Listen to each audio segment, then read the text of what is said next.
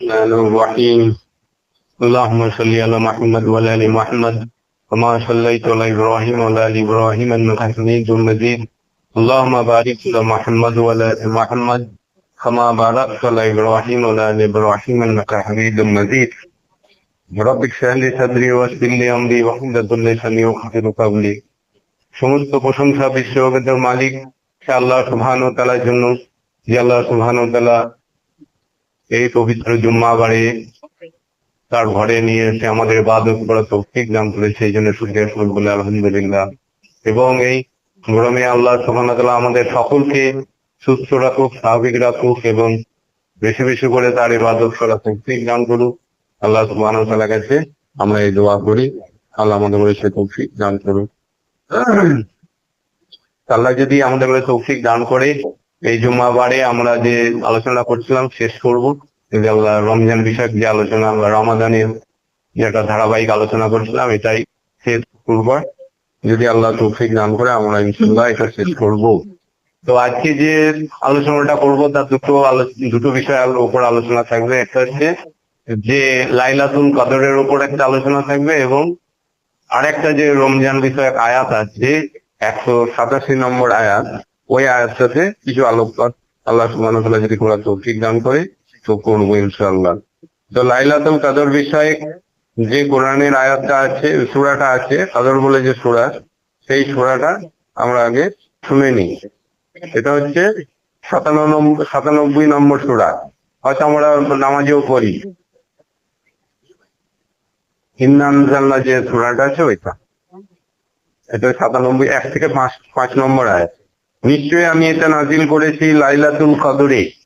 আল্লাহ সুবহানাহু ওয়া তাআলা বলেছেন আমি এটাকে নাজিল করেছি লাইলাতুল কদরে। তোমাকে কি বলে দেবে লাইলাতুল কদর কি? লাইলাতুল কদর 1000 মাস অপেক্ষা উত্তম। সেই রাতে ফেরেশতা এবং রূহ, অনেকে এটা বলে জিবরিল আলাইহিস সালাম, তার রবের অনুমতি ক্রমে সকল সিদ্ধান্ত নিয়ে অবতরণ করেন। শান্তিময় সেই রাত ফজরের সূচনা হওয়া পর্যন্ত। এইটা হচ্ছে এই সূরাটার 5টা আয়াত।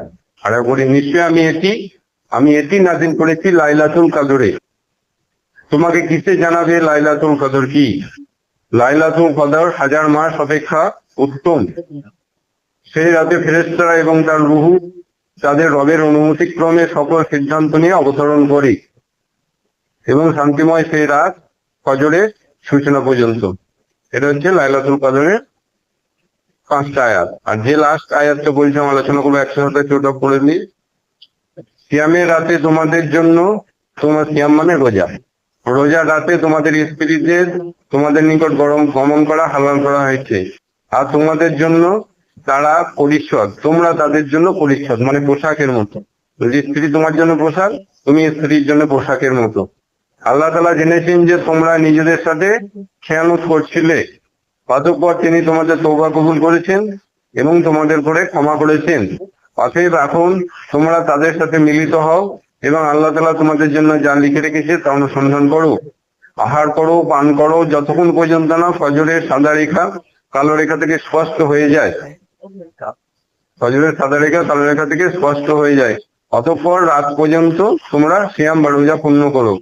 আর তোমরা মসজিদে ইতিকাফকালীন অবস্থায় স্ত্রীদের সাথে মিলিত হবে না, এটি আল্লাহ তাআলার সীমারেখা। সুতরাং তোমরা তার নিকটবর্তী হয়েও না। আল্লাহর সীমারেখার নিকটবর্তী হয়েও না। এইভাবে আল্লাহ তাআলা তার আয়াতগুলো সুস্পষ্ট ভাবে বর্ণনা করেন যাতে তোমরা তাকওয়া অবলম্বন করতে পারো। তাহলে সিয়ামের রাতে আল্লাহ সুবহানাহু ওয়া তাআলা বলছে যে স্ত্রী গমন তোমাদের জন্য হালাল করা হয়েছে, কারণ তোমরা এটা খেয়ানত করছিলে। আর আল্লাহ তাআলা তোমাদের তওবা কবুল করেছেন এবং ক্ষমা করেছেন। অতএব এখন তোমরা তাদের সাথে মিলিত হও। আল্লাহ তাআলা তোমাদের জন্য লিখেছেন তা অনুসন্ধান করো।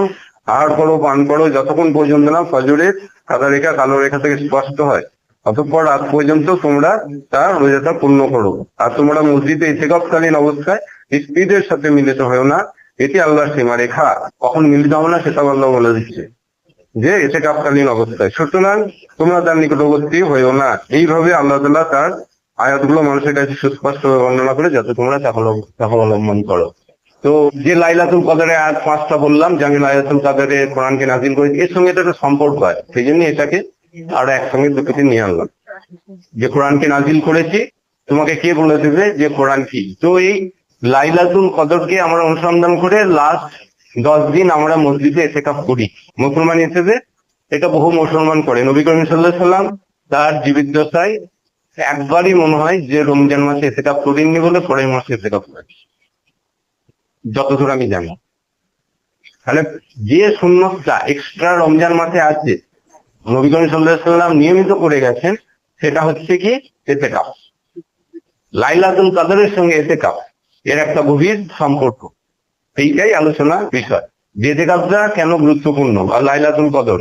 তো এই সূরাতে আমরা যদি দেখি আল্লাহ সুবহানাহু ওয়া তাআলা কি বলছে, যখন তোমরা এতেকাফ করবে তখন তোমরা স্ত্রীদের সাথে মিলে যাবে। আমরা তার মানে এতেকাফটা কি একটা ভেরি ভাইটাল জিনিস। এটা হচ্ছে একটা ভেরি ভেরি ভাইটাল জিনিস, খুবই গুরুত্বপূর্ণ জিনিস রমজান মাসে, যেটা লাস্ট 10 দিন আমরা করে থাকি। যে আল্লাহ সুবহানাহু ওয়া তাআলার সান্নিধ্য লাভের জন্য, লাইলাতুল কদরকে পাওয়ার জন্য আমরা যে ইবাদতটা করি, তার হচ্ছে একটা কি বলা চলে, একটা নিজেকে আলাদা করে নিয়ে আল্লাহ সুবহানাহু ওয়া তাআলার সঙ্গে কানেকশন তৈরি করার জন্য একটা বিশেষ ভাবে নিজেকে তৈরি করা, এটাই হচ্ছে এতেকাফ। নবী করিম সাল্লাল্লাহু আলাইহি সাল্লাম কিন্তু রমজান মাসে একবারও এতেকাফ বাদ দেননি। তাহলে বোঝাই যায় যে এর গুরুত্বটা কত। তো এর গুরুত্বটা যদি আমরা বুঝি, তাহলে আমাদের এই লাইলাতুল সূরাটাকেও বুঝতে হবে। যাই হোক, এবার লাইলাতুল যে কদরের যে সূরাটা আমরা পড়লাম, সেটাকে এবার আমরা গভীর ভাবে দেখি। আল্লাহ সুবহানাহু ওয়া তাআলা আমাদের করে দেখি বোঝাবার চেষ্টা করছে। নিশ্চয়ই আমি এতে নাজিল করেছি, ফার্স্টে এই কথাটা বলছেন, আমি এটাতে নাজিল করেছি, এই রাতে এই দিকে নাজিল করেছি। কোনটা? সেটা কোরআনটা। আমি কোরআনকে নাজিল করেছি এই লাইলাতুল কদরে, এটা নিয়ে কারো দ্বিমত নেই। কিছু তোমাকে বলে দেবে লাইলাতুল কদর কি। লাইলাতুল কদর হচ্ছে 1000 মাস অপেক্ষা। কি তোমাকে বলে দেবে লাইলাতুল কদর কি? আল্লাহ বলছে সেটা 1000 মাসের থেকে উত্তম। তো এইখানে একটা গভীর যে কোশ্চেনটা এসে যায়, এই 5টা আয়াতের মধ্যে আল্লাহ সুবহানাহু ওয়া তাআলা কিন্তু আমাদের করে বিশেষ করে উল্লেখ করছে না লাইলাতুল কদরে কি করতে হবে। লাইলাতুল 1000 মাস অপেক্ষা উত্তম। সেই রাতে ফেরেশতা তার রূহু আল্লাহর অনুমতি ক্রমে পৃথিবীতে অবতীর্ণ হয় সালাম ফজর পর্যন্ত, ফজরের সূচনা হওয়া পর্যন্ত। এখানে কি করতে হবে আল্লাহ সুবহানাহু ওয়া তাআলা কিন্তু মেনশন করেননি। এটাকে যদি আমরা লক্ষ্য করে দেখি, লাইলাতুল এই কদর সূরাতে কিন্তু বলা নেই কি করতে হবে, সেটা আমরা হাদিস থেকে পাই নবী করিম সাল্লাল্লাহু আলাইহি ওয়াসাল্লাম। কিন্তু যদি মনে থাকে আমাদের যে 185 নম্বর সূরায় যখন রমজান মাস সংক্রান্ত আল্লাহ সুবহানাহু ওয়া তাআলার যে আয়াতটা আমরা পড়েছিলাম, রমজান মাস সংক্রান্ত, রোজা সংক্রান্ত 185 নম্বর আয়াতে, সেটাতে আল্লাহ সুবহানাহু ওয়া তাআলা কি বলেন, রমজান মাস যাতে কোরআন নাযিল করা হয়েছে, ঠিক ওই কথাটাই বলছি। রমজান মাস যাতে আমি কোরআন নাযিল করেছি। কোরআনের বৈশিষ্ট্য বলছে মানুষের জন্য হিদায়াত, সুস্পষ্ট নির্দেশনাবলী এবং পাঠ্যকারী। সুতরাং তোমাদের মধ্যে যে মাসটি পাবে সে যেন সিয়াম বা রোজা পালন করে। তারপর আমি মাঝেরটা বাদ দিচ্ছি, যদি কঠিন হয় তোমরা, যদি অসুস্থ সফরে থাকো তাহলে তোমরা পরে পালন করে নেবে। আল্লাহ তোমাদের জন্য সহজ চান, কঠিন নয়। আর তিনি তোমাদের যে হিদায়াত দিচ্ছেন তার জন্য তোমরা বড়ত্ব মহত্ব ঘোষণা করো। তাহলে এই যে রমজান মাস সংক্রান্ত যে কথাটা আল্লাহ সুবহানাহু ওয়া তাআলা বলছেন, সেখানে আল্লাহ সুবহানাহু ওয়া তাআলা কিন্তু আমাদের বলে দিচ্ছেন যে এইখানে আমাদের এই মাসে কি করা দরকার, সেটা বলে দিচ্ছে যে তোমাদের জন্য সিয়াম ফরজ করা হবে। কিন্তু যখন লাইলাতুল কদর সম্পর্কে আল্লাহ সুবহানাহু ওয়া তাআলা বলছেন, যদি ডিপলি দেখি, সেখানে কিন্তু আল্লাহ সুবহানাহু ওয়া তাআলা মিউট রেখেছে, নিজস্ব ভাবে কিছু বলেননি যে কি করতে হবে, তাই না? যা বললাম যে এইটা 1000 মাস অপেক্ষা উত্তম, কে তোমাকে বলে দেবে এই মাসটা কি 1000 মাস অপেক্ষা উত্তম?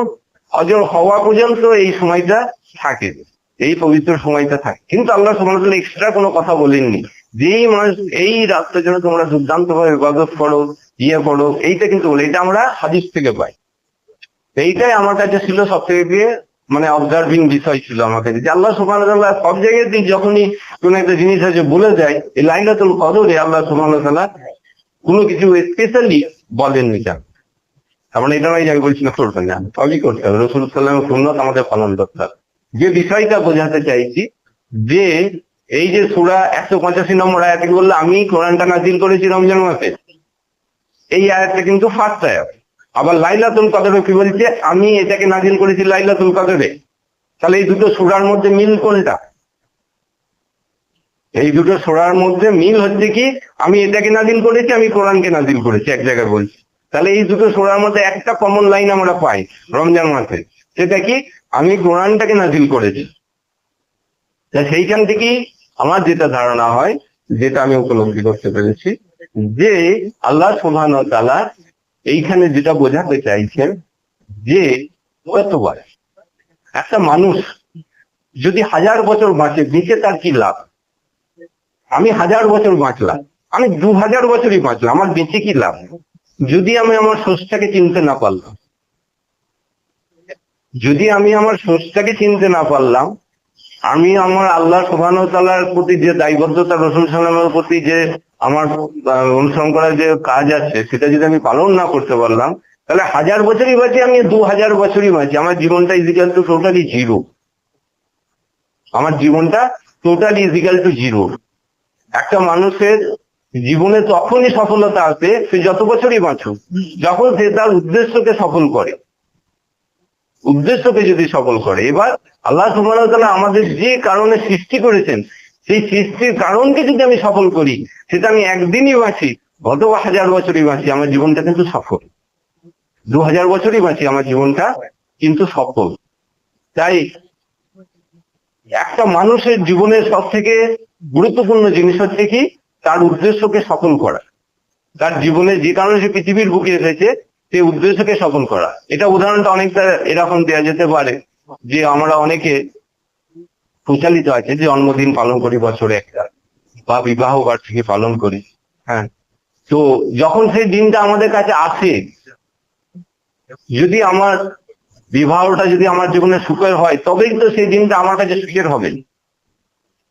যদি বিবাহটা আমার জন্য সুখের হয়, তখন ওই বিবাহ বার্ষিকী সেই দিনটা যখন আমার কাছে আসবে, তখনই তো যে আমার আল্লাহ আমাকে এমন একটা স্ত্রী দিয়েছে, যার জন্য আমি এত নিজেকে ধন্য মনে করছি। যদি এটা অপোজিট হয়, তাহলে কি হবে? সেই দিনটা আমার কাছে কিন্তু সেটা সুখের হবে না। সেই দিনটা কিন্তু আমার কাছে সুখের হবে না।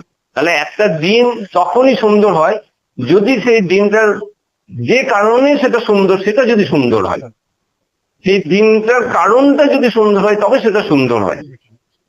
মানে আমি বিবাহ করি, বিবাহটা আমার জীবনে যদি সুখের হয়, তবে বিবাহ বার্ষিকীটা এলে আমার জীবনে আনন্দ হবে। মানে বলে আবার সেই আমি জীবনে একটা ভুল করে ফেলেছি, সেই ভুলটাই আমার তখন হয়ে চলতে হচ্ছে। তার আনন্দ তখনই হয় যখন সেটা আমার জীবনে সুখের হয়। তো এই লাইলাতুল কদর 1000 মাস অপেক্ষা উত্তম, এটা ইবাদত করার জন্য নয়। কোরআন যখন আমার জীবনে অর্থ বহন করে নিয়ে আসবে, কোরআনের গুরুত্বকে যখন আমি অন্তর দিয়ে ফিল করব, অনুভব করব, কোরআন আমাকে কি দিয়েছে, কারণ এটা নাজিল করেছে, সেই জিনিসটা মানে বিবাহটা, যাকে বিবাহ করেছি সে যদি সুখের হয়, আমার জীবনটা সুখের। কোরআন আমার জীবনে এসেছে, কোরআন আসার ফলে আমার জীবনে যে আমি পেয়েছি, এই অনুভূতিটাকে যদি অনুভব করতে পারি এবং সেটাকে যদি আমি জীবনে ইউজ করতে পারি, তবে আমার জীবনটা 1000 বছর অপেক্ষা উৎসব, তবেই আমার জীবনটা 1000 বছর অপেক্ষা উত্তম। কারণ কোরআন যদি মানুষের কাছে না আসতো, আল্লাহর এই গাইডেন্স যদি না আসতো, আমরা এতটাই দুর্ভাগা, অভাগা, যে আল্লাহ এত কিছু দেওয়ার পরে সে আল্লাহকে চেনার মতো ক্ষমতা আমাদের নেই। এটা বাস্তবতা। আল্লাহকে যোগ্য সম্মান জানানো, আল্লাহকে চেনা এবং তাকে বোঝা, সেটা মানুষ হিসেবে আমরা হারিয়ে ফেলেছি দুর্ভাগ্যবশত। যে ক্ষমতা আল্লাহ সুবহানাহু ওয়া তাআলা দিয়েছে, আমাদের মনে দিয়েছে। তাই কোরআন আসার ফলে কি হয়েছে, যে আল্লাহ আমাদের ঘরে একটা শক্ত খুঁটি দিয়েছে। নবী করিম সাল্লাল্লাহু আলাইহি ওয়াসাল্লামের মাধ্যমে, যেমন তার চরিত্র তার অনুসরণের মাধ্যমে একটা শক্ত খুঁটি দিয়েছে, যে খুঁটিটাকে ধরলে যতই ঝড় বৃষ্টি বাদল যাই আসুক না কেন আমাদের জীবনে, আমরা কিন্তু ফিরে আসতে পারবো। আমরা কিন্তু আবার সে আমাদের সৃষ্টির যে কারণ, যে উদ্দেশ্যে আল্লাহ সুবহানাহু ওয়া তাআলা আমাদের করে তৈরি করেছেন, সেই জীবনকে সফল করতে পারবো। আর যখন আমরা কোরআনের কাছে ফিরে এসে, আমরা যখন কোরআনকে অনুভব করে, কোরআনের মধ্যে দিয়ে আমাদের জীবনকে আল্লাহ সুবহানাহু ওয়া তাআলার জন্য পরিচালিত করতে পারবো, তখন যে জীবনটা হবে, সেই জীবনটা 1000 কেন 1000 বছরের থেকে উত্তম হয়ে যাবে। 1000 বছরের থেকে উত্তম হয়ে যাবে। তাই এই রাতের গুরুত্ব,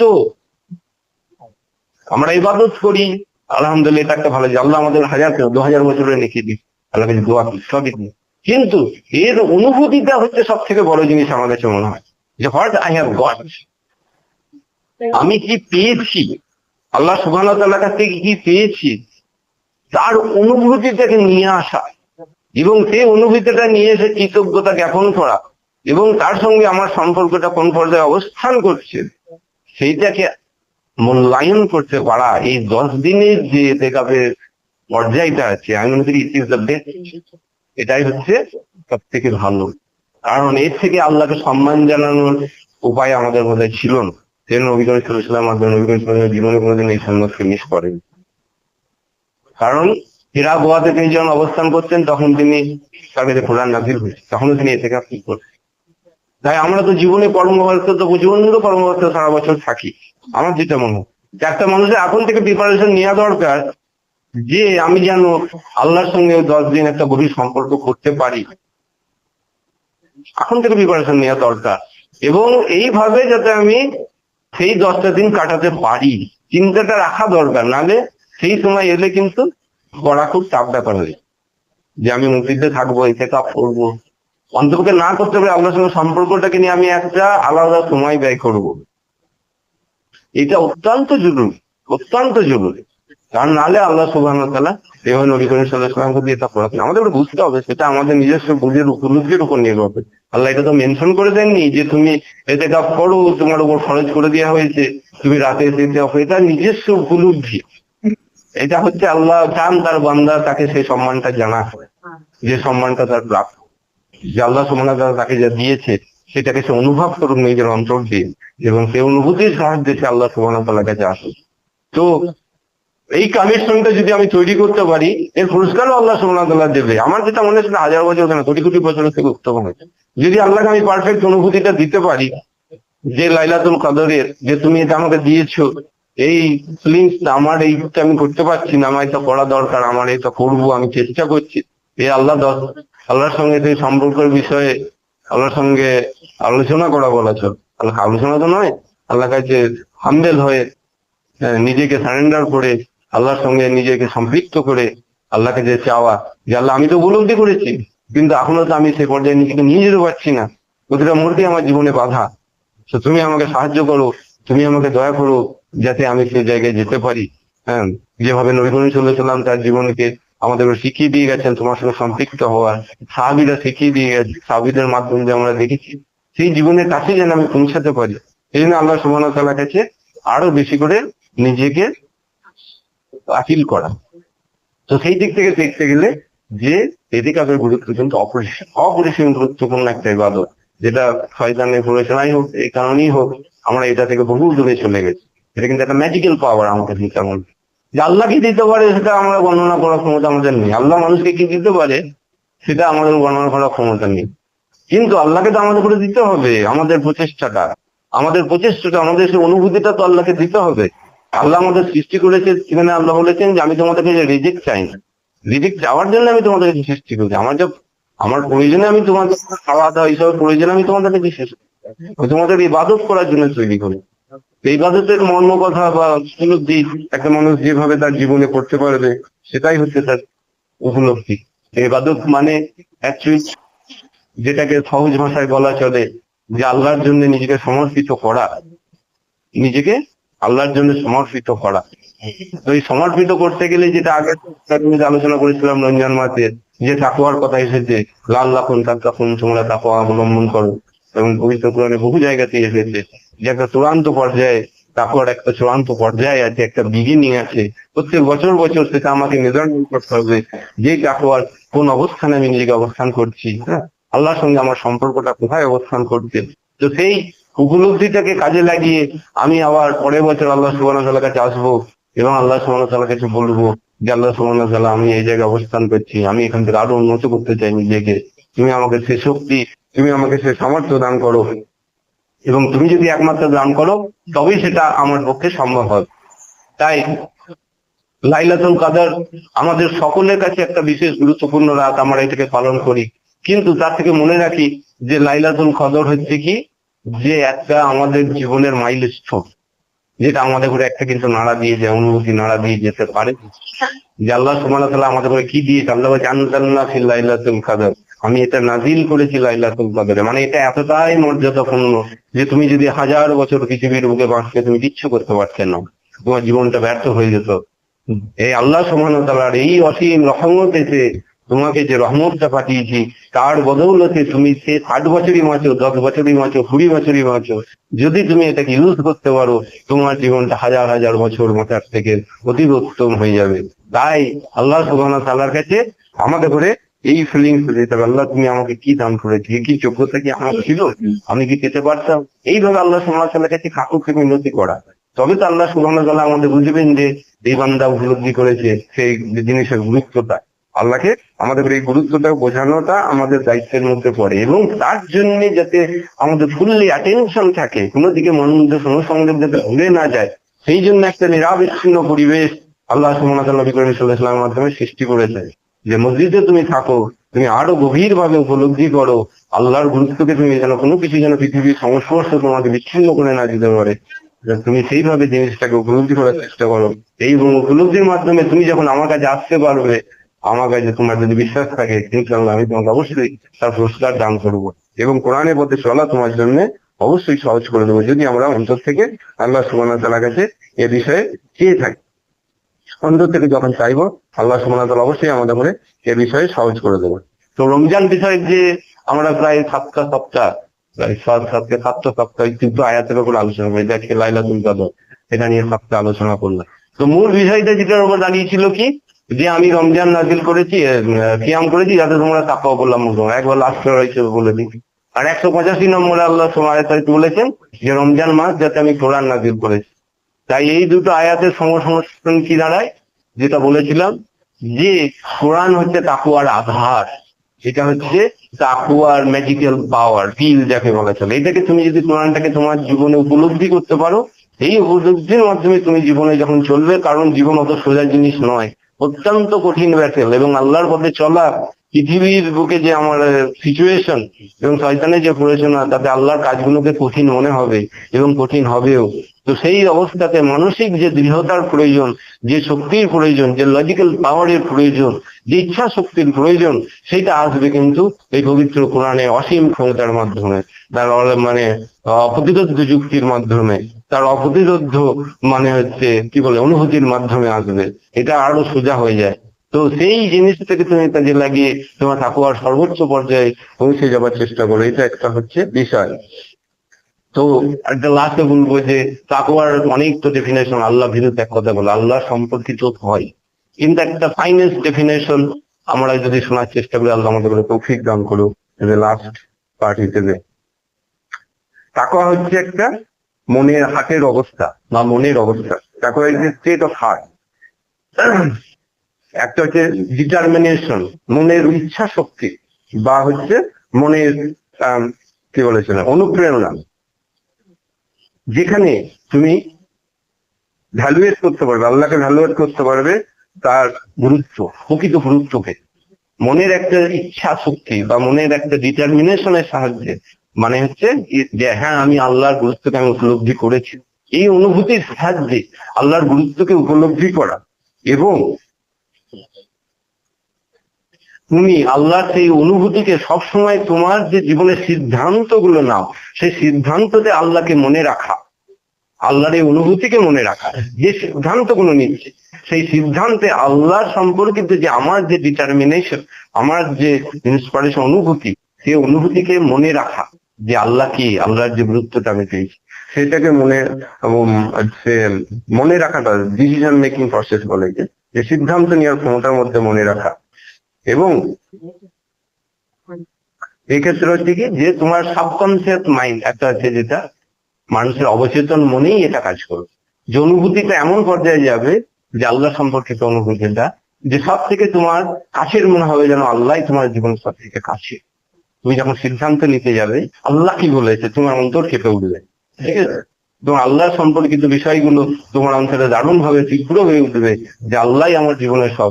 এই পর্যায়টা চেষ্টা করা, আমি বলছি না মানুষ এখানে পৌঁছে যাবে বা এটা সহজ কাজ, কিন্তু আমার রাস্তাটা হচ্ছে এটা। আমি যত বছর বাঁচছি, যত বছর রমজান আসছে, সেই অনুভূতির আমি আমার অবচেতন মনের কোন অবস্থান করছি আল্লাহকে নিয়ে, সেইটা আমাকে ভ্যালুয়েট করতে হবে, মূল্যায়ন করতে হবে, এবং আল্লাহর বুঝকে কোরআনের যে অনুভূতি আল্লাহর কাছ থেকে পেয়েছি সেটা আমাকে সবসময় স্মরণে রাখতে হবে। আমি দোয়া করি আল্লাহ আমাদের সকলকে দান করুন। আমি পৃথিবীর বুকে আমরা এসেছি সংগ্রাম করতে, এবং আমি চাই আল্লাহ সুবহানাহু ওয়া তাআলা আমাদের সকলকে সেই কিয়ামতের মাঠে এর পরিপূর্ণ ফায়দা হাসিল করার তৌফিক দান করুন, এবং সকল মুসলমান হিসেবে, সকল রমজানকারী রোজা রাখা হিসেবে আমাদের জীবনকে সফল করে কিন্তু আল্লাহ সুবহানাহু ওয়া তাআলা সকল মানুষকে আল্লাহ তৌফিক দান করুন। আসসালামু